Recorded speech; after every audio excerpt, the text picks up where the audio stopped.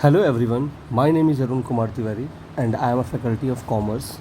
So today I am going to give you a solutions part of accountancy, chapter number 1, introductions to accounting.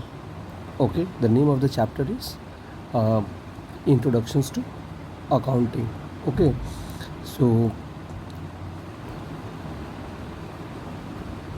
introductions to accounting. So basically इस video में बस आपको NCERT में जितना भी questions दिया है उसका सॉल्यूशंस पार्ट मिल रहा है. ठीक है, तो ये वीडियो बनाने का मेन मकसद ये है कि जितने भी बच्चे आप लोग नोट्स बनाएंगे तो एक यूनिफॉर्मिटी बना रहेगा. ठीक है, तो हम आशा करते हैं कि आप सारे लोग जो हैं इस वीडियोस को देखेंगे और जितना भी क्वेश्चंस आंसर दिया हुआ है उसको एक सेपरेट फेयर नोटबुक में अच्छे से इसका नोट्स तैयार करेंगे और कल आप स्कूल में सबमिट करेंगे. ठीक है, तो आइए इसका हम लोग NCERT का सॉल्यूशंस पार्ट देखते हैं और उसके एडिशनल में आपको कुछ भी नहीं करना है, बस आपको NCERT का जो भी सॉल्यूशंस पार्ट दिया है उसको पहले बना लेना है. ठीक है, बाद में हम लोग देखेंगे क्या करना है और वो हम लोग बाद में सोचेंगे. ठीक है, तो आइए सबसे पहले हम लोग NCERT सॉल्यूशंस देखते हैं, चैप्टर नंबर 1 जिसका नाम है इंट्रोडक्शंस टू अकाउंटिंग. ठीक है, और इसमें हम लोग अच्छे से इसका नोट्स बनाएंगे. Okay, let's see. हम धीरे धीरे इसका स्लाइड ऊपर करते जाएंगे और आपको ये सारा क्वेश्चन आंसर अच्छे से लिखना है. ठीक है, तो चलिए देखते हैं क्वेश्चन नंबर 1, क्वेश्चन नंबर 2 और ये सारा जो सॉल्यूशन है NCERT का सॉल्यूशन है. ठीक है, तो इसको बढ़िया सा, और आपको हम पहले ही बता दे रहे हैं कि चैप्टर नंबर 1 और chapter number 2 completely theoretical based chapters है. उसके बाद हम लोग प्रैक्टिकल्स पे आएंगे. तो ये सारा क्वेश्चन ये बेस है आपका, अगर ये ख़राब हुआ तो आपका प्रैक्टिकल पार्ट कुछ भी समझ में नहीं आएगा. तो इसको आप बहुत बढ़िया से देखेंगे. ठीक है, तो आइए हम लोग देखते चलते हैं.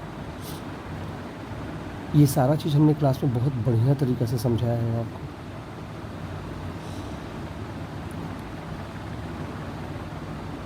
एकदम हूबहू ऐसा ही इसका नोट्स बनाएंगे. ये NCERT का सॉल्यूशंस पार्ट है.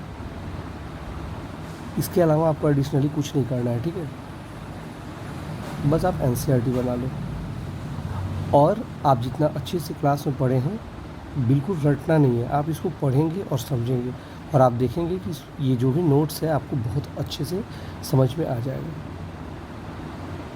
वो ट्रिक आपको कभी नहीं भूलना है. IMRC SAC. ठीक है, I for identification, M for measurement, R for recording, C for classification, S for summarising, analysis and interpretation and then communications. देखिए ये भी हमने बताया था ना, इंटरनल यूजर्स कौन कौन होते हैं, एक्सटर्नल यूजर्स कौन कौन होते हैं. इसको आप अच्छे से देखेंगे. यहाँ से भी क्वेश्चंस रहता है, ये बहुत इंपॉर्टेंट है. आपके जनरल कॉम्पिटिशन्स में भी यहाँ से क्वेश्चंस रहता है. जब आप UGC नेट वगैरह का प्रिपरेशंस करेंगे तो उसमें ये सारा बेस है. ठीक है,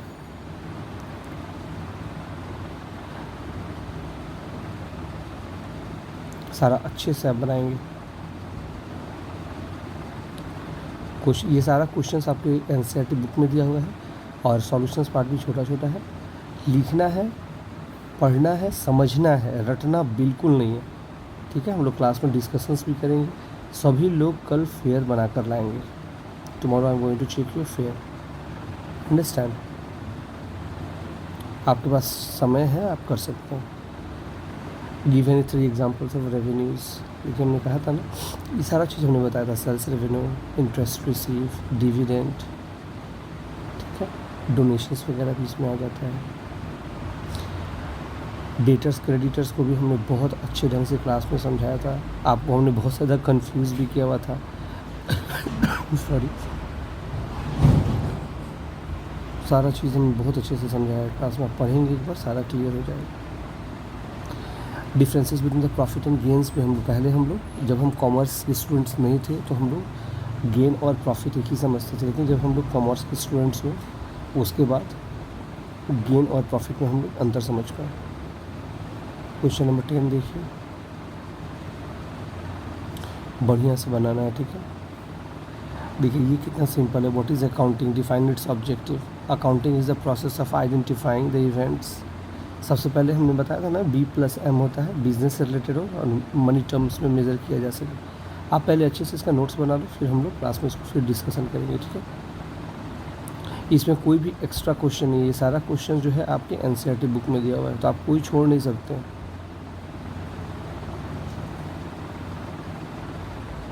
2 से ढाई घंटा बैठेंगे, सारा अच्छे से आप नोट्स बना पाएंगे।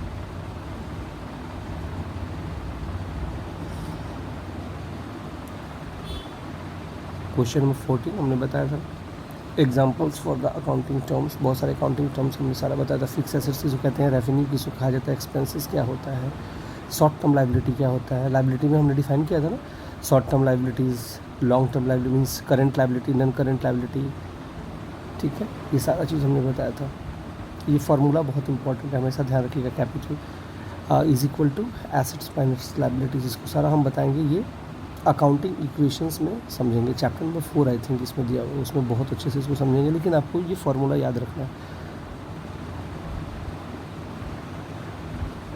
उसके बाद से डिफाइन रेवेन्यू एंड एक्सपेंसेस, ये सारा चीज़ आप क्वेश्चन नंबर 16 आप देखो। अच्छे से बनाना है, राइटिंग अच्छे से बना के लिखना है, ऐसा नहीं कि आप कैसे भी नोट्स बना लिए। आपका नोट्स से आपका स्मार्टनेस झलकना चाहिए। First impression is the last impression कहा गया है ना।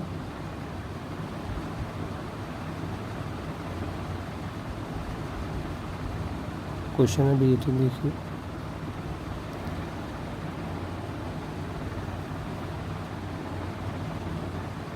आप क्लास में अगर अच्छे से पढ़े होंगे तो जब आप नोट्स भी बनाएंगे तो सब लगेगा कि फैमिलियर टाइप का आपको लगेगा, ऐसा नहीं लगेगा कि बिल्कुल आप क्या लिख रहे हो। ये सारा चीज़ हमने क्लास में बहुत अच्छे से डिफ़ाइन किया है। सॉरी इसमें नंबर ऑफ़ क्वेश्चंस ज़्यादा है, लेकिन क्या करेंगे, ये एनसीईआरटी के क्वेश्चन ही मोस्ट इंपॉर्टेंट है, ठीक है। टाइप ऑफ एसेट्स हमने पढ़ा था ना, fix assets, current asset, tangible asset, intangible assets, liquid asset, फिक्सियस assets, ये सारा आप देखेंगे अच्छे से।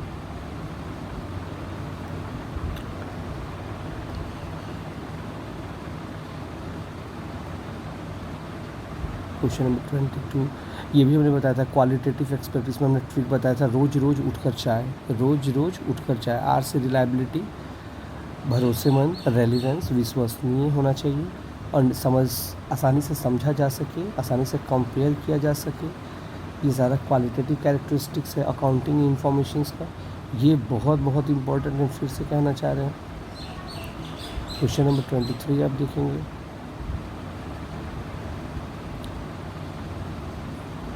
I think this one is the last. Okay. Okay then thank you and bye bye. ये सारा फेयर आप बहुत अच्छे से बनाएंगे, ठीक है। देखते हैं कि कितना सुंदर आप फेयर बना पा रहे हैं। Okay so thank you,